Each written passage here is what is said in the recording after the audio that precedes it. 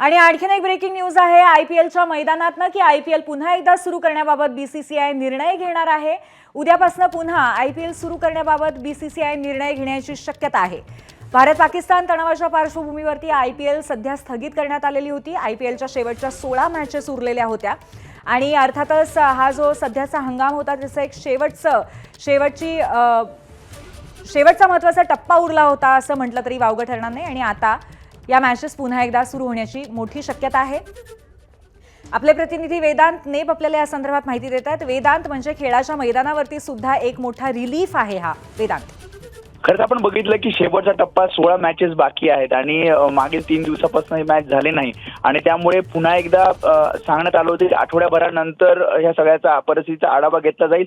मात्र ज्या प्रकारे युद्ध शांत झालेलं आहे हे बघता उद्या बीसीसीआय पुन्हा एकदा आयपीएल सुरू करण्यासंदर्भातला निर्णय घेऊ शकते। उद्या दुपारी बीसीसीआयची मीटिंग आहे ज्यामध्ये स्टेक होल्डर्स, फ्रँचायझी या सगळ्यांसोबत चर्चा करून पुन्हा एकदा आयपीएल सुरू करण्यासंदर्भातला निर्णय उद्या दुपारी बीसीसीआयकडनं घेतला जाईल असं सूत्रांकडनं सांगण्यात येतंय।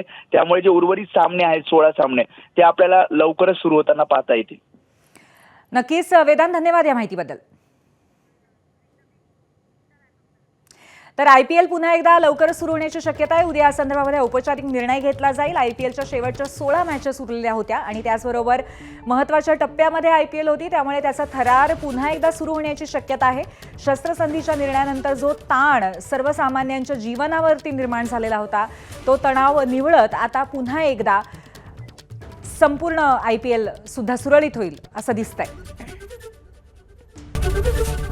एबीपी माझा, उघडा डोळे बघा नीट।